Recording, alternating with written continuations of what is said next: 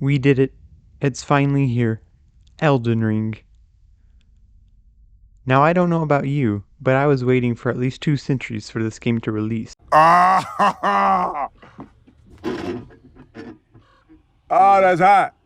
That's hot. Right off the bat, the cinematic intro gave a great backstory and set up the lore of Elden Ring by introducing the main demigods, or enemies, or monsters, or whatever you would like to call them. If it's following the same pattern as Dark Souls, the people we are going to have to defeat in order to obtain our rightful place as the Elden Lord. There is in-depth customization more than what I'm used to with the previous Dark Souls trilogy. You are able to customize your character with 50 shades of skin tone, every little facial feature where you want it placed, the depth of character features, how much they protrude, if they have a regular build or muscular, even down to if they have a tattoo or not, and where you want it placed exactly. Loading in, I appreciated the graphics and feel of the game.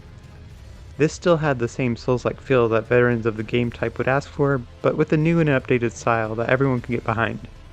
The UI setup of the screen took some getting used to, along with the menu screens, but by the end of my playing session, I actually enjoyed the setup of everything. The movesets and the actions flow smoother, and there are more precise hitboxes when facing enemies in combat. But the problem for me came when I couldn't process that there was actually a freeform jump function in a FromSoft game.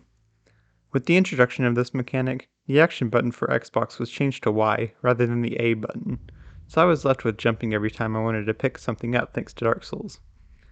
While it's going to take some time to get used to all the new items and rebranded weapons and such, I feel like Elden Ring offers more variety in terms of specific builds for your own playstyle. This can be seen with the introduction of tall bushes and spells to dampen your footsteps to allow for the rise of assassin or stealth builds to be put into play. The ambient background music sets a wonderful, calming tone as you traverse the world of Elden Ring. It also sets the pace well when you are encountering different bosses along your journey.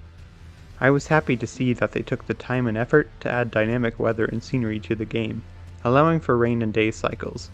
This allows for the player to be immersed in the game that much more, even if slightly. There is a map that allows you to fast travel to greatly decrease time in between places, along with telling you the location of your runs, or souls for veterans, when you last died, along with the time of day and where you are needing to go next on your quest. With an hour and a half of playtime, I can only assume that I've just scratched the surface of everything that is included in this immersive game, and I am sure my opinion on certain aspects of the game will change as I progress throughout. This game did not disappoint. The second that I loaded in, I was in awe of the landscape, the story, the cinematics, everything.